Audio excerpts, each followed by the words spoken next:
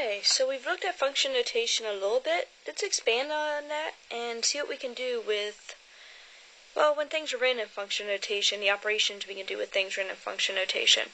So function notation is something like f of x equals 6x plus 2. F of x reads, well, of x. It's saying that my variable in the equation or expression is x. It does not read f times x. So over here, the next one would be g of x. Again, it's saying that my variable in the expression is x. So g of x equals x squared minus 3. So one of the reasons that we like function notation is before function notation, we like to use the y and the x's. And we would say something like y equals 6x plus 2. And then maybe we would want to plot points. And maybe we would go ahead and say, well, what is y when x equals 2. And that's annoying to write out, especially if then we want to find out what y is when x equals 7 or 0 or whatever. So in function notation, instead of saying that, or writing it out like that, we can say, well, what is f of 2? So it's saying, hey, up here, originally you were given an f of x. You were given an expression where your variable was x. So what happens if you replace that x with a 2? Well, it's pretty easy to see what happens. Instead of x, I'm going to replace it with 2 and get 6 times 2 plus 2. So 12 plus 2 is 14. And that's it. F of 2 is 14. Done. Okay, so what would f of 7 be? Same thing. It's saying what would happen if I replace the x with 7. So I'd have 6 times 7 plus 2. So 42 plus 2, 44. And done. Next one saying, what is g of, this is an a, so what is g of a? Well, this time it's talking about my g function, so I'm going to go over to my g function and say, okay, what happens if I replace that x with an a? So if my variable, instead of being g of x, where my variable is x, what if it's g of a, where my variable is a? It's just going to be a squared minus 3. Can't simplify, so done. Okay, last one over here said, what would f of a plus 2 be? So it's saying instead of my variable being x, what if my variable instead was a plus 2? What if I replace that x with a plus 2?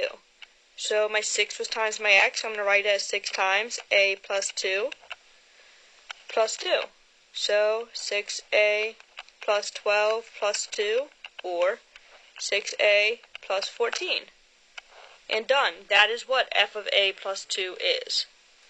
Okay, so that's what function notation is and how you can use it.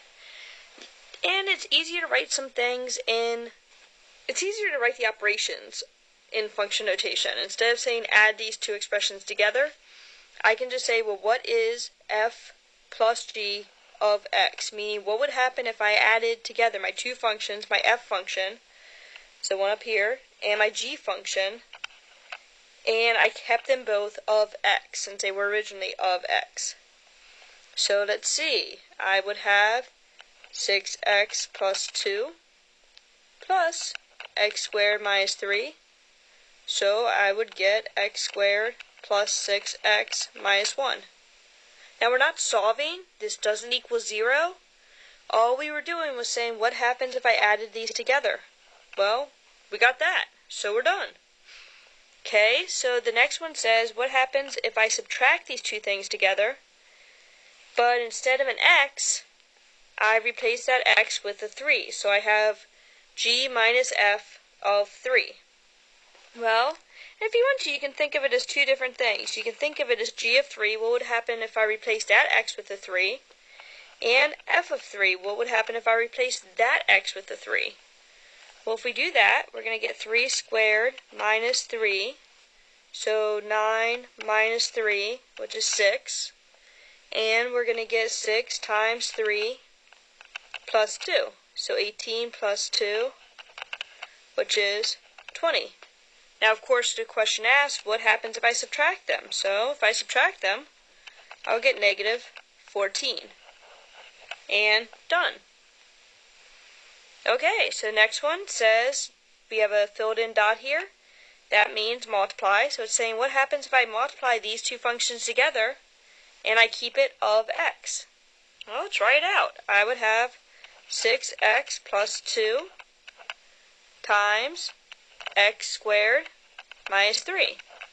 Well, I can multiply them together. What would happen is I'd FOIL them.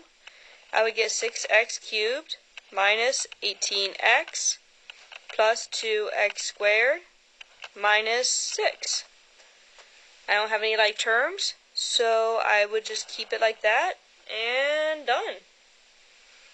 Okay, so next one over here, the f over g of 1 says what happens if I divide these two, but I replace the x with the 1. Well, it would be f of 1 divided by g of 1. So again, put in the 1, I would get 6 times 1 plus 2. Put in the 1, I would get 1 squared minus 3. So let's see, 6 times 1 plus 2 should be 8. 1 squared is 1, minus 3 is negative 2, so I should get a negative 4. Okay, done. Next one says, what happens if I multiply these two? But instead of an x, I replace the x with a 0. So again, I'm going to find the g of 0, and I'm going to find the f of 0. So g of 0 would be 0 squared minus 3, so minus 3. F of 0 would be 6 times 0 plus 2, so 2. And I'm multiplying them. That was my operation. So I'm going to multiply them and get negative 6. Done. Okay, so the last one on this line said what happens if I subtract these two functions and I keep my x and x. So of x, still f minus g of x. So let's see, I would have f was 6x plus 2, and I'm subtracting my g of x, so I'm subtracting x squared, and I'm subtracting a minus 3, so distribute that negative still. So minus x squared plus 3, so I'm subtracting that negative 3. So I'm going to get 6x minus x squared plus 5. Again, we're not solving, so we don't want to try to factor, do anything like that. We just wanted to see what happened if we subtracted them. Okay, so those are the core operations that you already know. You already know how to add, subtract, multiply, divide, do all that good stuff. There is one new operation that's easy to write out in function notation. So back when we were doing systems of equations, we used substitution to solve. I can spell, right? Substitution, yes, okay. So we used substitution to solve, and that was when we solved for a variable and then subbed it into the other equation. That's kind of what this symbol means, this open circle right here. Really, it's called a composite, so it's called a composite. Write it out real quick. So composite function. And it reads of. And it means to substitute. So if I read this, I'm going to read it as f of g of x. So now we've seen the of before. How? At the very beginning, we have f of x. In our first example, we had f of 2. And we knew that that thing inside the parentheses, what we said after the of, is what we put into the variable. So if I wrote this out like the f of 2, I would say f of g of x. What that means is I'm putting my g of x into the variable in my f function. So my g of x is x squared minus 3, so I'm going to put that into the variable. So 6 times x squared minus 3, and then plus 2, because it's going into my f function. Go ahead, simplify it. 6x squared minus 18 plus 2, so 6x squared minus 16. And that's it. This is what f of g of x is. Okay, so if I have g of f of 2, it's the same thing. That open circle reads of. So if I want to rewrite it, I can say g of f of 2. And now I'm subbing f of 2 into my g function. Well, here it would probably be easier if I found f of 2 first. So I'm going to say, well, what is f of 2? We found it already up there, but we'll do it again just to be safe. 6 times 2 plus 2. So 12 plus 2 is 14. So I'm subbing 14 into my g function. F of 2 is 14. So that's what I'm subbing into my g function. So let's see, I'm going to get 14 squared minus 3. I should have probably tried these out before I put them down. 14 times 14. 6, 1 there, 4, 5, 0, 1, 4. 196. So 196 minus 3, so 193. Okay, so let's look at the last one. I have f of g of 3. Now I did not write it. I read it the exact same way that I read the previous one.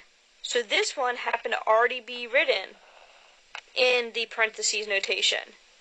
So I'm not going to rewrite it. I'm just going to go ahead and have f of g of 3, which means I should probably find my g of 3 first, since I'm going to sub my g of 3 into my f function.